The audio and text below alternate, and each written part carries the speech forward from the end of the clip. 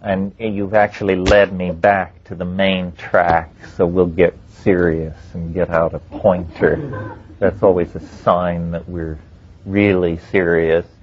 I don't want to give my ordinary time wave lecture because I've given it enough that the meme is actually established in the culture, and there are dozens of tapes of it and written versions and fights on the internet, and so why should I explain it to you all over again?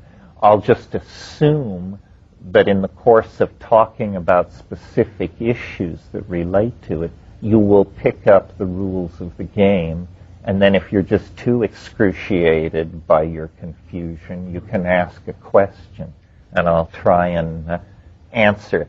The basic assumption is there is a quality to reality which science has overlooked. Some people in the East have called it Tao. I want to divorce myself from the freight of that tradition, and I want to call it novelty. Novelty is the quality in nature that seeks complexity. That's what it is. And its countervailing force is called habit. So what I'm proposing to you is that we live in a universe ruled by two fundamental forces that are larger than physics and electromagnetism and all of those good things. And these two forces are habit and novelty. And in every situation, whether it lasts a millisecond or a billion years, the struggle between these two tendencies of the universe can be discerned. Now, it's pretty self-explanatory what these terms mean, but I'll run through it. Habit means repetition of previously established pattern, continuation of a equilibrium situation, a tendency for a system to degrade entropically under the aegis of the second law of thermodynamics, a conservative tendency, a preservationist tendency, habit, right? For crying out loud. Okay. The other thing is novelty, the opposite of habit. What is novelty?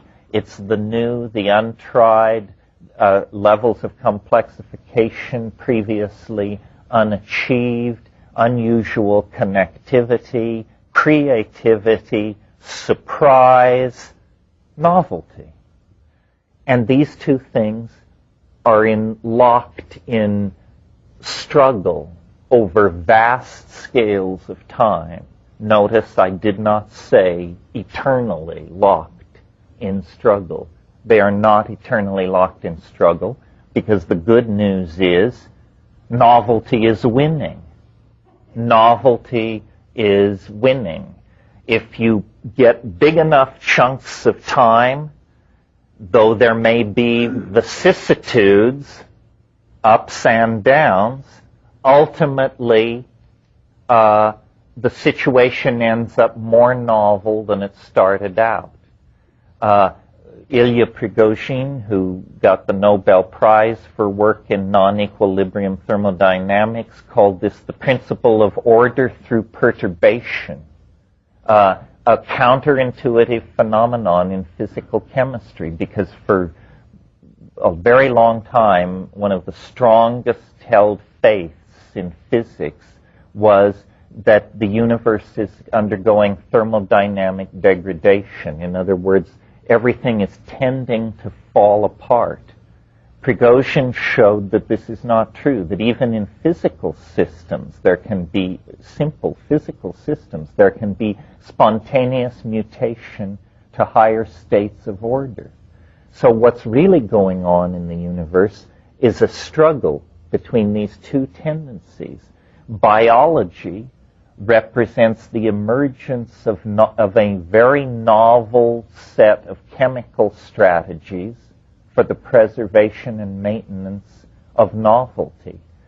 The emergence of higher animals and culture and language and technology, these things are also novel strategies building on previous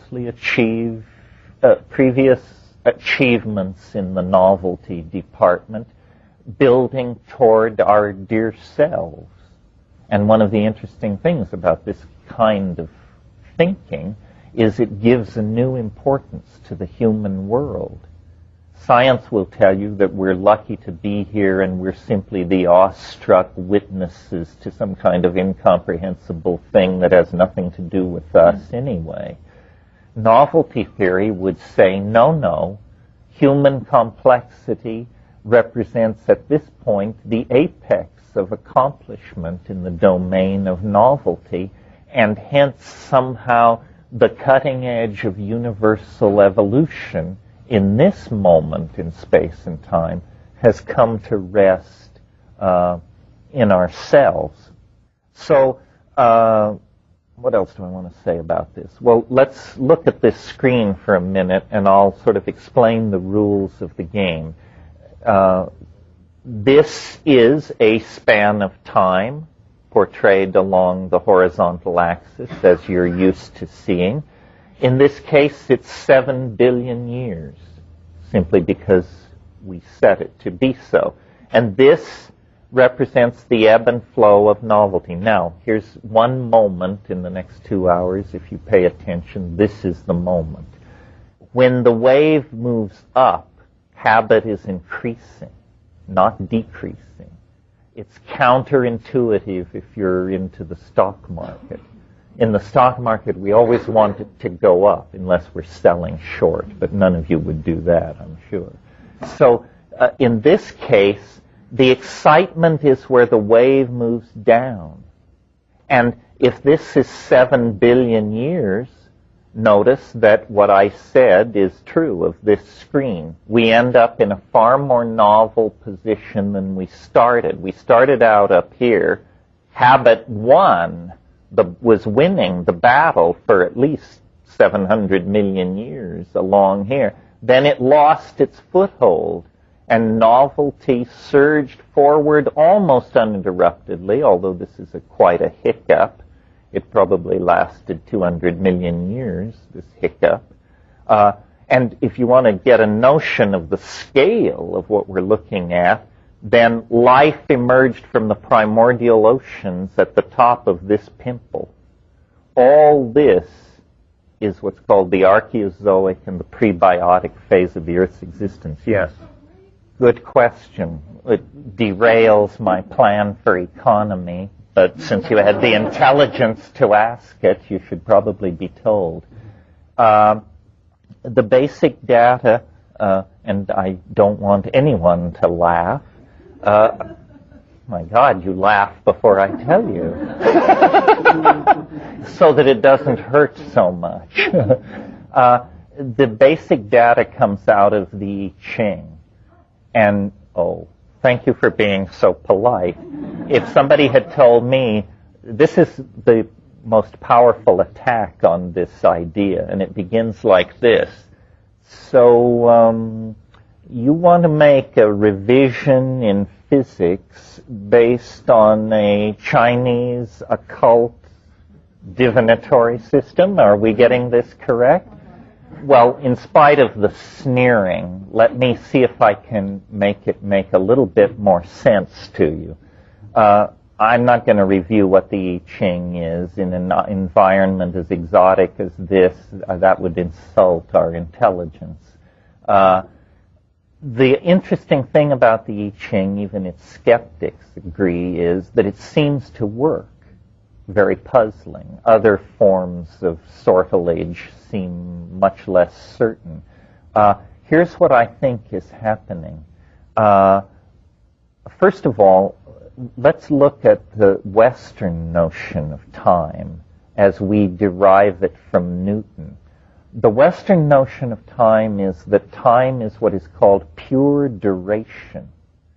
All time is, in Western physics, is the place where you put process so that it doesn't all happen at once.